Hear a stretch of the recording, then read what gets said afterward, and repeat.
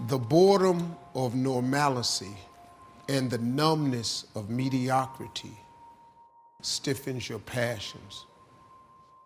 I was so sick of myself. I was so bored in my life, man. I was so tired of being mediocre. I was mediocre because I wasn't doing the things to be exceptional. I was losing my mind, man. Going door to door selling life insurance at a debit company. You ever say to yourself, man, it's got to be more to my life than this? If you've ever said that, that's because it is. You got to go and get at that. If you don't do it, life becomes real normal and real mediocre to you. If normal is getting on your nerves, then you got to change something, because that shit get on your nerves, man. Being mediocre was driving me crazy. When I was homeless, man, it just pushed me.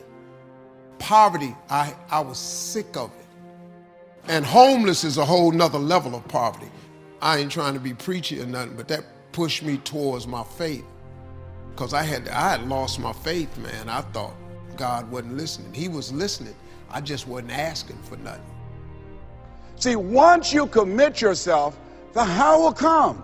The way will come. You will figure it out. You want to begin to just challenge yourself. You want to stretch yourself because you really don't know what you can't do. And I want to challenge you right now about raising your goals and stretch yourself. You really have to stretch yourself to discover your stuff. See, I think that there are not many people that come to seminars or that will watch a program of this nature. Why? Most people are just satisfied to where they are. 87% of people go to jobs that they hate. On Monday morning, the heart attack rate increases over 35%. The heart said, didn't I tell you I didn't want to go, and attack them. So you want to find out what resonates with you. You have the ability to do more than you can ever begin to imagine. When you're pursuing your greatness, you don't know what your limits are, and you act like you don't have any. I want you to think about the goals that you want to achieve, and I really want to challenge you to make up your mind that you're going to make that happen for yourself. When I was a little boy, my goal was to just buy groceries for our family. It was to buy clothes for my brothers and sisters. But who would have thought, anybody looking in on this kid and these 7 children, you have the ability to do more than you can ever begin to imagine. No one could have convinced me that I would be doing what I'm doing right now.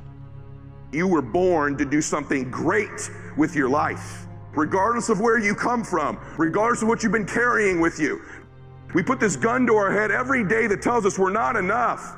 You do it over and over and over again, and there's a better way forward. You could decide today that you were born to do something great, to set this weapon down, whatever it is. The most difficult thing I've ever done was to believe that I can do what I'm now doing. Just given my circumstances, I earn millions of dollars every year. No one could have convinced me, being labeled educable, mentally retarded, failing twice in school, no college training. I did not know I can do what I'm doing right now. I'll never forget Mike Williams, my mentor. I remember Mike saying, Les, you can do this. Mike, how, man? Wait a minute, Mike. I don't think I can do that. Les, you can. Les, why don't you just test yourself? Why don't you stretch, Les? Come on, man. And here's something I realized. Write this down. Sometimes you have to believe in somebody's belief in you until your belief kicks in. You have this kind of convoluted, limiting belief about why you can't do something. That's this your own BS story you keep telling yourself. How about you just decide it's a lie, even if it is true? See, most people never achieve their goals because most people suffer from possibility blindness. It's not what you don't have, it's what you think you need that keeps you from being successful. It's not what you don't have. See, I was focused on what I didn't have. I was focused on the negative things. It said, negative things are the things that you see when you're not focused on your goal. What do you come with that you have within you? This is not what I was believing for, but it's close. It's good enough. I was hoping for that management position. Didn't work out. This other job is good enough. You don't have to settle. Now, you may have some good enough areas in your life, but don't stop there. You have to keep stretching, keep believing for the fullness of what God promised. What God has spoken over you will come to pass. Not partially, not to where you say this is good enough. He's going to do it even though it seems too late, even though you've made mistakes. God has some of these who would have ever thought blessings coming your way. Favor that doesn't make sense. What am I saying? Don't settle for a watered down version of what God promised you. There are dreams He's whispered to you in the night. Things that seem so big, that may seem so unlikely. God wouldn't have promised it if He wasn't going to bring it to pass. Are you settling for good enoughs? Talking yourself into it? Thoughts will tell you all the reasons why it's not going to happen for you. You're too old. You've made too many mistakes. You don't have the talent, the resources.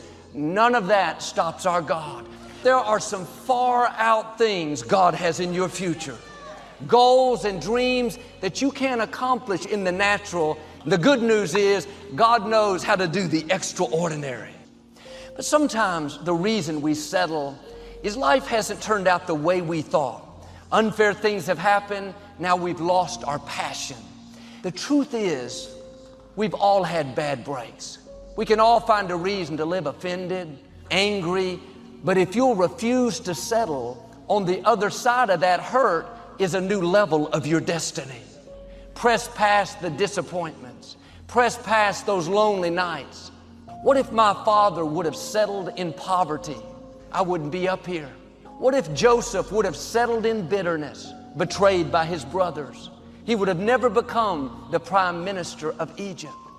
Amazing things await you if you just don't settle.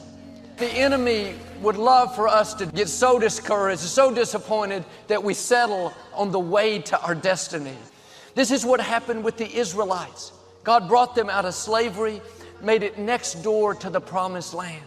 But when they saw how big the people were, they became too discouraged to believe. They settled in the desert. And I believe many of you are next door to your promised land. The question is, are you going to settle there, or are you going to stir your faith up? These giants may be big, but I know my God is bigger. This financial difficulty, this trouble at work, but I know God is still on the throne. I know today I'm not looking at settlers, I'm looking at overcomers. I'm looking at victors, not victims.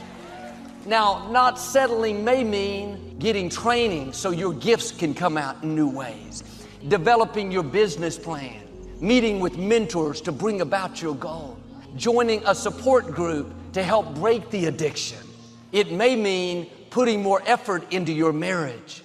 Perhaps not settling for you is going up to the gym, taking walks at night instead of watching television. But I wonder where you could be in 10 years if you just don't settle. Who knows the doors He's going to open, the dreams you're going to accomplish, the gifts that are going to come out of you. What will you miss if you settle in mediocrity, settle in dysfunction? You will miss who you were created to be. Friends, what's in front of you is way too important to settle. Don't let good enough become good enough. Get your fire back and go after the destiny that belongs to you. How do you know when you're successful? Do you have to be a millionaire? No. All we ask of you is that you earn all you possibly can. It doesn't matter 10,000 a year or $1 million a year. It doesn't matter as long as you've done the best you possibly can. Be the most you possibly can, and here's why. The essence of life is growth. To do the best you can. And here's what's interesting.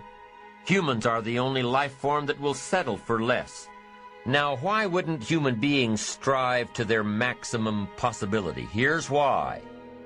Because we've been given the dignity of choice. And here's the choice: to become part of what we could be, enough to get by, or to become all that we can be.